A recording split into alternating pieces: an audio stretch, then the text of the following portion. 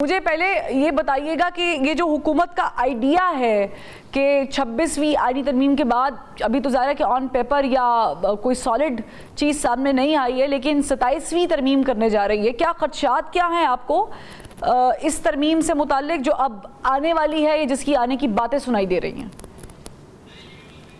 देखें, ये आईनी मार्शल लॉ लगाना चाहती है ये हुकूमत। असल में तो कोई और इनकी जो है डोरें इनकी और कोई खींच रहा है। अच्छा। क्योंकि ये अहदाफ उनका पूरा नहीं हो सका है। ये 56 आईनी तरामीम थी जो पाकिस्तान मुस्लिम लीग नवाज ने और जो पाकिस्तान पीपल्स पार्टी ने पेश की थी मौलाना फजलुर रहमान साहब को। और आपको याद होगा कि जब आर्टिकल 8 में ये था कि सिविलियंस को जो है फौजी ट्रायल किया जाएगा और उनके जो है कोई अदालत भी उसे नहीं देख सकेगी और चैलेंज नहीं हो सकेगा किसी अदालत के सामने। तो जब उन्होंने एतराज़ किया कामरान मुर्तज़ा साहब ने कि ये तो कैसे काबिल कबूल है, तो उन्होंने कहा कि हमारी मजबूरी है। ये बात कही चेयरमैन पाकिस्तान पीपल्स पार्टी मोहतरम बिलावल भुट्टो जरदारी साहब ने। तो मजबूरी किसकी हो सकती है, साफ जाहिर है। इसी तरह आर्टिकल 243 में जो तरामीम थी कि ये जो है अस्करी क़यादत की जो है तैनाती, उनकी जो है मुंतकिली, उनका जो है एक्सटेंशन, वो सारी भी आर्मी एक्ट के तहत ही होंगी और उसमें भी सिविलियन का कोई अख्तियार ना होगा। तो फिर साफ जाहिर है आईनी मार्शल लॉ लगाने की ये जो है तरगीब है या वो तजवीज़ है। इसमें लतीफ़ खोजा साहब, मैं कता कलामी की माफ़ी चाहूँगी, आप लोगों का भी बहुत ज़्यादा इन्हसार था मौलाना फजलुर रहमान साहब पे, और फिर हमने ऐन वक्त पे देखा, बिल्कुल आप ठीक कह रहे हैं, एक जो अनसीन ड्राफ्ट था जो मार्केट में चल रहा था, उसमें 56-57 शिकें थी जिस पर बात की जा रही थी, जिसमें से जो आपने डिस्कस की है मेनली ये भी मौजूद थी। लेकिन मौलाना फजलुर रहमान साहब और आपने कामरान मुर्तज़ा साहब का जिक्र किया है की वजह से हम ये कह सकते हैं कि ज़ाहिर है कि उन्होंने आपको भी मनाना था पीटीआई को, तो वो चीज़ें निकाली हैं।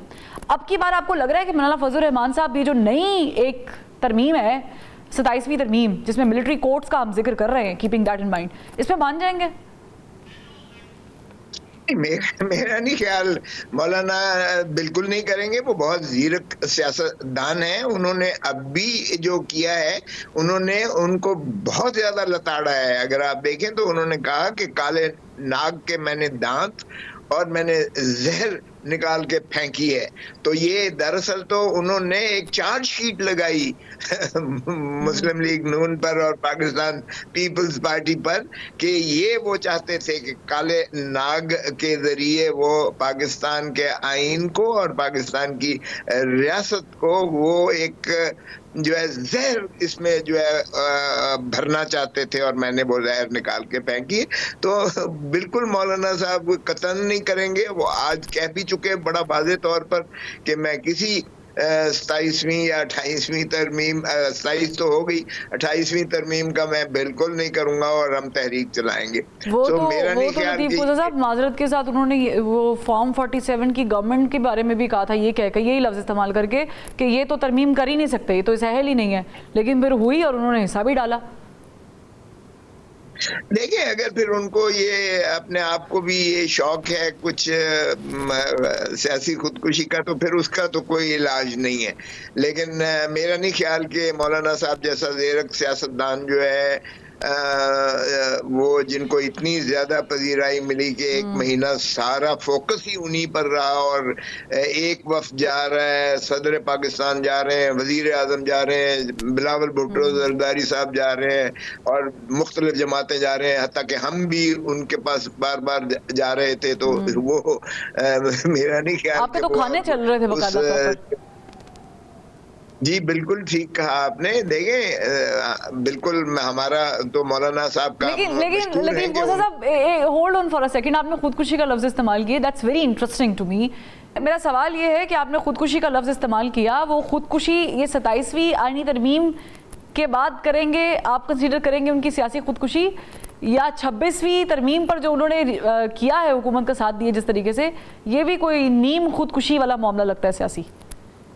नहीं, देखिए 26वीं तरमीम जो है उन्होंने ये भी बावर करवाया था जो सरकारी जमातें हैं कि जस्टिस मंसूर अली शाह सीनियर प्यूनरी जज को ही पहला चीफ जस्टिस लिया जाएगा। वो उससे बदकिस्मती से उन्होंने इनहराफ किया, मगर ये बात भी तय हुई थी उनके साथ। तो देखें, अगर ये जस्टिस मंसूर अली शाह साहब को चीफ जस्टिस बना देते और फिर बेंच भी उसी के अंदर ही, सुप्रीम कोर्ट के अंदर ही बेंच बनती, आईनी बेंच, तो आईनी बेंच की तश्कील पर जो है ये हो सकता है इख्तलाफ के पहले सीनियर मोस्ट 5 जजेस को ले लें तो बात ही खत्म हो जाती थी, क्योंकि सीनियर मोस्ट अगर पहले 5 जजेस को आप ले लेते हैं तो किसी का कोई एतराज हो नहीं सकता है, क्योंकि बेंचेस हमेशा सुप्रीम कोर्ट के या हाई कोर्ट के अंदर बेंचेस, सिविल बेंच बनती है, क्रिमिनल बेंच बनती है, कंपनीज कॉर्पोरेट बेंच बनती है, टैक्सेशन बेंच बनती है, मुख्तलिफ बेंचेस बनती हैं। तो एक कॉन्स्टिट्यूशनल बेंच अगर बनके,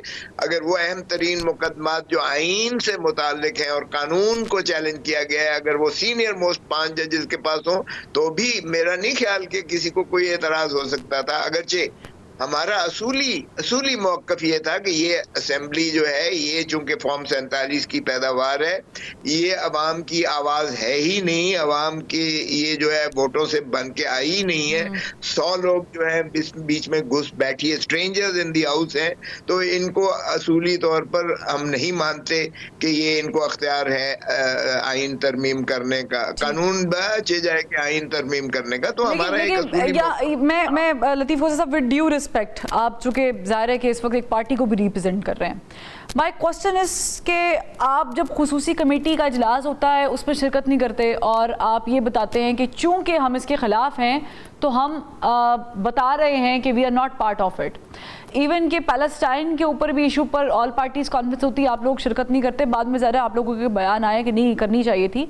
मगर on the other hand Ali Amin Gandapur, जो कि आपकी पार्टी को एक तरह से हीरोइक अंदाज में लीड कर रहे हैं, एक सूबे के चीफ मिनिस्टर हैं, वो ये कहते हैं कि अगर मंसूर अली शाह साहब नहीं बने अगले चीफ जस्टिस तो हम मुल्क गिर एहतजाज करेंगे। But on the other hand जब उनकी ओथ सेरेमनी होती है वो वहाँ जाते भी हैं, अटेंड भी करते हैं। तो it seems like the party has fallen into 2 different groups, और एक ग्रुप जो है वो दूसरे ग्रुप के साथ शायद कांटेक्ट में नहीं है, या कम्युनिकेशन बेहतर नहीं है, कुछ कहा कुछ जा रहा है, हो कुछ रहा है और बताया कुछ जा रहा है। Do you think it's damaging Pakistan Tehreek Insaf? Is it? Well, you can say in a way कि ये इम्प्रेशन जो आपने दिया है, अगरचे ये इम्प्रेशन इसलिए सही नहीं है क्योंकि अली अमीन गंडापुर साहब बतौर सदर, सूबाई सदर पाकिस्तान तहरीक इंसाफ के ये जो है ओथ टेकिंग में नहीं गए, ये जहन में रखिएगा। वो एज रियासती आदाब के मलहूज रखते हुए एज अ चीफ मिनिस्टर, जहाँ बाकी चीफ मिनिस्टर गए हुए थे और जाना था, वहाँ as a chief minister of the province गए हुए थे, वो बतौर सूबाई सदर पाकिस्तान तहरीक इंसाफ नहीं गए हुए थे। ये जहन में रखें। बहुत सारी ऐसी चीज़ें हैं जो उनको रियासती आदाब की तहत जो है उसको मलहूज रखते हुए उनको करना पड़ती हैं, और उसमें मैं नहीं समझता कि पाकिस्तान तहरीक इंसाफ एज अ पॉलिटिकल पार्टी कोई इसमें एतराज़ कर सकती है या करना चाहिए। लेकिन जनरल तासुर चूँकि उनके पास दोनों ओहदे हैं, तो ये जनरल इंप्रेशन जो आप कह रही हैं ये बिल्कुल दुरुस्त कह रही हैं आपके, इससे जो है एक ये शायबा मिलता है कि शायद कोई, लेकिन यकीन करें कि कोई ग्रुपिंग पाकिस्तान तहरीक इंसाफ में नहीं है, एक ही कायदा है यहाँ पाकिस्तान तहरीक इंसाफ का। अनदर क्वेश्चन लतीफ खोसा साहब, इफ अगर आपकी यही मैं बात लूँ, then I think the other members of Pakistan Tehreek Insaf और सुन्नी इत्तेहाद काउंसिल, जिनको खुसूसी कमेटी में इन्वाइट किया गया था as member of parliament and senate, तो उनको भी जाना चाहिए था, बिकॉज उनके पास भी दोहरी जिम्मेदारी थी उनकी कांधों पर। वो एक पार्टी को तो रिप्रेजेंट कर रहे हैं, but on the other hand उनके पास लोगों का वोट भी है और मैंडेट भी है, और ये उनकी एक जिसे कहते हैं कि जंग में वो बहुत अच्छा हिस्सा भी डाल सकते थे। तो अगर अली अमीन गंडापुर साहब भी कर सकते हैं तो फिर यहाँ पे भी होना चाहिए था ना सर? देखें, ये एक मुख्तलिफ बात थी, इसलिए कि हमने 26वीं तरमीम को तस्लीम नहीं किया, हमने बाइकआउट किया और उस असूली मौक़िफ़ पर किया कि ये असेंबली जो है नुमाइंदा असेंबली है ही नहीं, इसको अख्तियार ही नहीं है सिरे से। तो इसलिए अगर ये हम उस कमीशन में जाते जिसमें 8 रुकनी 8 मेंबर तो गवर्नमेंट के थे, 8 सीधे के सीधे गवर्नमेंट के थे, 3 हमारे थे, 1 जो है जेयूआई के कामरान मुर्तज़ा थे। तो मुझे बताएं 2/3 से करना था, 2/3 तो उनके पास मौजूद है।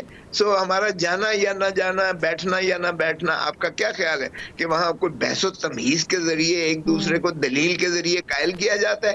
ये तो बुलडोज किया जा रहा है सारे सिस्टम को, और बुलडोज भी इस अंदाज से किया जा रहा है कि उन्होंने ये, आपका क्या ख्याल है, मंसूर अली शाह साहब को लाने के लिए, उन्होंने चीफ जस्टिस बनाने के लिए ये 26वीं तरमीम का ढोंग रचाया है? ये तो था ही इसलिए कि जस्टिस मंसूर अली शाह को माने किया जाए, रोका जाए। तो हम बैठते भी तो उसको लेजिटिमेसी कन्फर करते, इसलिए हमने मुनासिब समझा कि हम बिल्कुल नहीं बैठेंगे उसमें, और नतीजा वही था जो निकला। कामरान मुर्तज़ा वो बेचारा चिल्लाता रहा कि भाई आपने तो तय किया था, आपने तो फैसला ये किया था कि जस्टिस मंसूर अली शाह ही चीफ जस्टिस पहले होंगे, और वो सीनियर मोस्ट भी हैं, उनके खिलाफ कोई ऐसी शिकायत भी नहीं है, क्योंकि वो सबसे काबिल तरीन जज है सुप्रीम कोर्ट के। इस वक्त भी मैं दावे से कहता हूँ कि वो सबसे ज्यादा मतीन और फहीम और काबिल और लायक, और उनकी अगर जजमेंट्स भी देख लें तो वो कोई मुआवजा किसी और से नहीं है। मैं ये नहीं कह रहा हूँ कि जस्टिस आफरीदी साहब कोई किसी किस्म का उन पे कोई मेरा कोई एतराज हो रहा है मेरिट के हिसाब से, या उनकी जो है इंटेग्रिटी के हिसाब से, या अहलियत के हिसाब से, मैं कतन ये मकसूद नहीं है, लेकिन लामहला वो सीनियर भी हैं, सीनियर प्यूनी जज भी हैं। अभी देखें ना, वो माशाल्लाह 8 साल या आफरीदी साहब के 8 साल है, 3 साल के बाद आप उसको रिटायर कर देंगे, ये उसके साथ भी ज्यादती नहीं है आफरीदी साहब के साथ? इसी पॉइंट पे होल्ड कीजिएगा लतीफ साहब। I have got more questions for you.